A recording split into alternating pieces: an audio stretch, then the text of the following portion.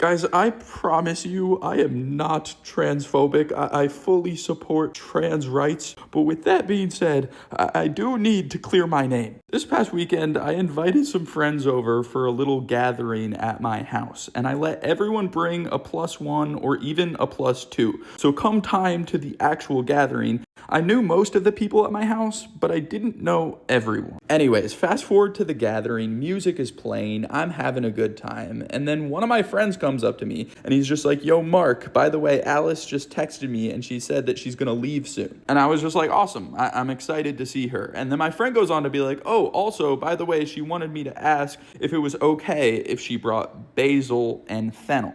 And thinking that she was referring to the herbs basil and fennel, I responded saying, "Why would she bring them?" My friend responds, concerned to all get out, "Because you said she could?" I look at him with conviction and I'm just like, I never said that. But my friend goes on to be like, "Why do you have to be such an asshole, Mark?" And I'm thinking like, what? I'm not being an asshole. And I respond, I'm just like, I just think it's kind of weird for someone to just bring basil and fennel to a random party. Like, I don't even need them. And my friend just goes, "Wow, okay, I'll make sure to tell her." And then he just walks away. And I'm thinking like, why is this such a big deal? Fast forward a couple drinks later, I kind of forget about this whole interaction. But then about an hour in, I realize I'm just like, where's Alice? So I go up to my friend and I'm just like, "Yo, you said Alice was on her way like an hour ago. What's happening?" And my friend was just like, "Well, you told her she couldn't bring basil and fennel, so she didn't come." And I was like, well, if it was so important to her, I don't care if she brings basil and fennel. Like, I'd rather have her here than not have her here. And my friend was just like, "Wow,